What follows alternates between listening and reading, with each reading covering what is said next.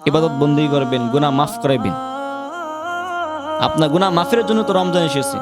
আজ রমজান এর সিয়ামগুলো আপনার কাছে ভাল লাগে না, তারাবি নামাজগুলো ভাল লাগে না, কোরআন তেলাওয়াত ভাল লাগে না, নামাজ ভাল লাগে না, কিচ্ছুই ভাল লাগে না, নবীর আদর্শ, নবীর মুহাব্বত, নবীর সুন্নাহ আপনার ভাল লাগে না, তাহলে কার ভাল লাগবে ভাই?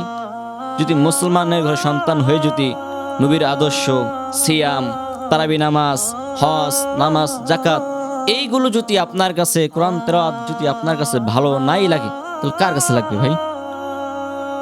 ইহুদি খ্রিস্টানদের কাছে ভালো লাগবে? যিনি সারাটা জীবন ইসলামের জন্য, উম্মতের সহজের জন্য দিন রাত পরিশ্রম করে যাচ্ছে, এই দেশ থেকে ওই দেশে, আবার ওই দেশ থেকে এই দেশে দিন রাত ইসলামকে প্রচার করার জন্য ব্যস্ত ছিল, মার খেয়েছে, রক্ত ঝরাইছে, আজ আমরা তার দিনটা কি করতেছি? বিসর্জন দিয়েছি। তার সুন্নাহগুলো আপনি আমি জবাই করতেছি, তার সুন্নাহগুলো আপনি আমি পালন করতেছি না।